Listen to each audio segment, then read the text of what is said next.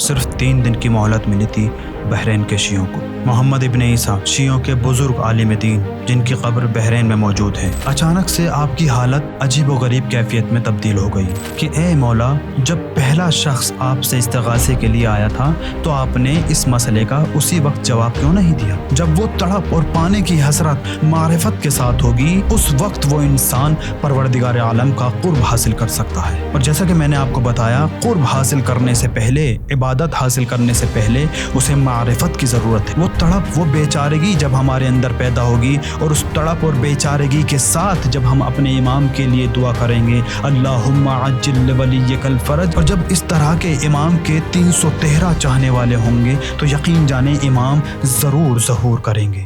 اعوذ باللہ من الشیطان الرجیم، بسم اللہ الرحمن الرحیم، رب اشرح لی صدری ویسر لی امری واحلل عقدۃ من لسانی یفقہوا قولی۔ صرف 3 دن کی مہلت ملی تھی بحرین کے شیعوں کو۔ محمد ابن عیسیٰ شیعوں کے بزرگ عالم دین جن کی قبر بحرین میں موجود ہے، مرحوم محدث نوری کی کتاب نجم الثاقب میں آپ ان کے بارے میں مفصل پڑھ سکتے ہیں۔ آپ کے زمانے میں بحرین کے شیعوں پر ایک مشکل بلا پہنچی تھی۔ اس زمانے کے حاکم جو بحرین کا بادشاہ تھا، بحرین کے شیعوں نے اس بادشاہ سے 3 دن کی مہلت مانگی۔ بادشاہ نے 3 دن کی مہلت دی تاکہ اس وقت کے شیعہ اپنی مشکل کو حل کر سکیں۔ تو بحرین کے شیعوں نے 3 بااخلاق عالم دین کو چنا تاکہ وہ امام زمانہ سے ملاقات کر سکیں اور اپنے اس مسئلے کا حل دریافت کر سکیں۔ پہلی رات میں ایک عالم دین امام زمانہ عجل اللہ تعالیٰ فرجہ شریف سے استغاثہ کے لیے پہنچا، لیکن کوئی نتیجہ نہیں ملا۔ اسی طرح دوسری شب بھی گزر گئی اور کوئی نتیجہ حاصل نہیں ہو سکا۔ جب تیسری شب آئی تو محمد ابن عیسیٰ امام زمانہ عجل اللہ تعالیٰ فرجہ شریف سے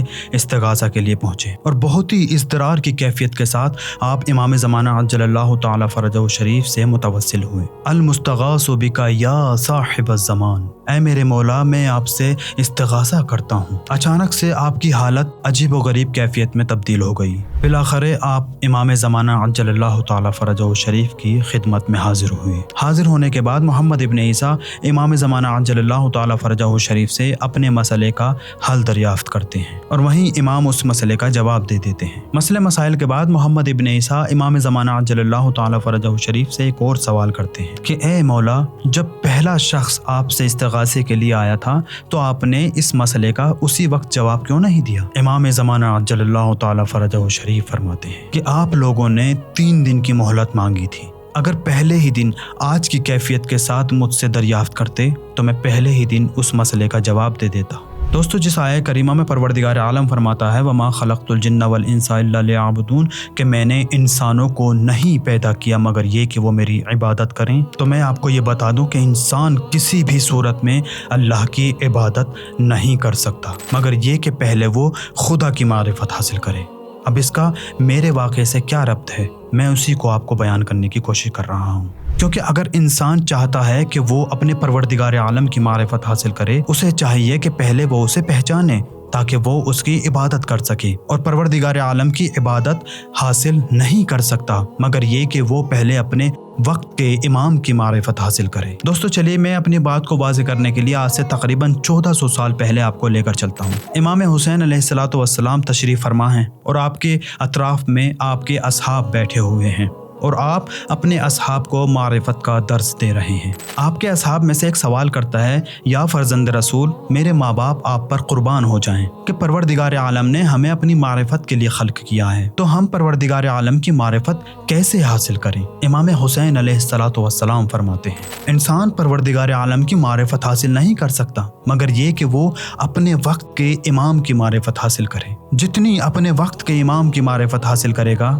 اتنی ہی اپنے پروردگار عالم کی معرفت حاصل کرے گا۔ دوستو، میں بتا دوں، معرفت مقدمہ ہے عبادت کا، کیونکہ اللہ نے انسان کو عبادت کے لیے خلق کیا ہے، اور اسی طرح اللہ نے انسان کو اپنی معرفت کے لیے خلق کیا ہے، اور یہ معرفت مقدمہ ہے عبادت کا۔ جب تک معرفت نہ ہوگی اللہ کی عبادت نہیں کر سکتا، اور اس معرفت اور عبادت کے درمیان میں ایک اور چیز موجود ہے، اسے کہتے ہیں اضطراری کیفیت۔ کیونکہ اگر معرفت ہو، میں کسی پر یقین رکھتا ہوں، مجھے پتا ہو کہ ایک شے موجود ہے، اللہ کا وجود ہے، اللہ موجود ہے، اللہ ایک ہے، اللہ رحمان ہے، اللہ رحیم ہے، اللہ قادر ہے، یعنی اگر آپ ساری صفات پر بھی یقین رکھتے ہوں تو تب بھی وہ معرفت کافی نہ ہوگی اگر آپ کے اندر اسے حاصل کرنے کی اضطراری کیفیت نہ ہو۔ میں ایک مثال دے کر آپ کو واضح کرتا ہوں۔ یعنی میرے سامنے ایک پانی کا بھرا ہوا گلاس رکھا ہے، مجھے پتا ہے کہ وہاں پر پانی موجود ہے، مجھے یہ بھی پتا ہے کہ انسان کی زندگی کے لیے پانی کتنا اہم ہے، لیکن اگر مجھے پیاس ہی نہ ہو، مجھے علم ہے پانی کے ہونے کا، مجھے علم ہے اس کی صفات کا، لیکن اگر مجھے پانی پینے کی چاہت ہی نہ ہو تو کیا میں اپنا ہاتھ پانی کی طرف بڑھاؤں گا؟ کبھی نہیں بڑھاؤں گا، کیونکہ مجھے پانی پینے کی چاہت نہیں ہے۔ بس اسی طرح اگر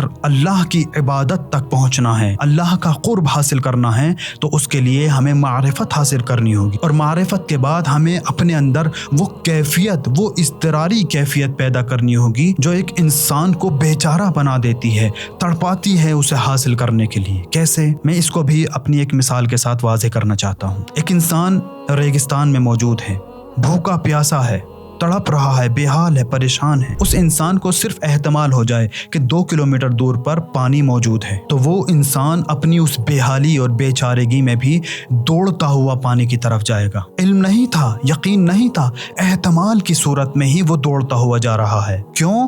کیونکہ اس کے اندر اضطراری کیفیت پیدا ہو رہی ہے، اسے حاصل کرنے کی تڑپ ہے، اسے حاصل کرنے کا بے چارہ پن ہے۔ جب وہ تڑپ اور پانے کی حسرت معرفت کے ساتھ ہوگی، اس وقت وہ انسان پروردگار عالم کا قرب حاصل کر سکتا ہے۔ اور جیسا کہ میں نے آپ کو بتایا، قرب حاصل کرنے سے پہلے، عبادت حاصل کرنے سے پہلے اسے معرفت کی ضرورت ہے، اور اللہ کی معرفت کے لیے اپنے وقت کے امام کی معرفت کی ضرورت ہے۔ اگر ہمارے اندر امام کی معرفت موجود ہے تو اب ہمیں وہ کیفیت حاصل کرنی ہوگی کہ جب ہم دعا مانگے امام کے ظہور کی تو ہمارے اندر وہ تڑپ دکھائی دے، جس طرح ایک پیاسے کو پانی نہ ہونے کی وجہ سے احتمال کی صورت میں وہ 2 کلومیٹر دور تک بھاگتا ہوا نظر آیا تھا۔ وہ تڑپ، وہ بے چارگی جب ہمارے اندر پیدا ہوگی، اور اس تڑپ اور بے چارگی کے ساتھ جب ہم اپنے امام کے لیے دعا کریں گے، اللہم عجل لولیک الفرج، اور جب اس طرح کے امام کے 313 چاہنے والے ہوں گے تو یقین جانیں امام ضرور ظہور کریں گے۔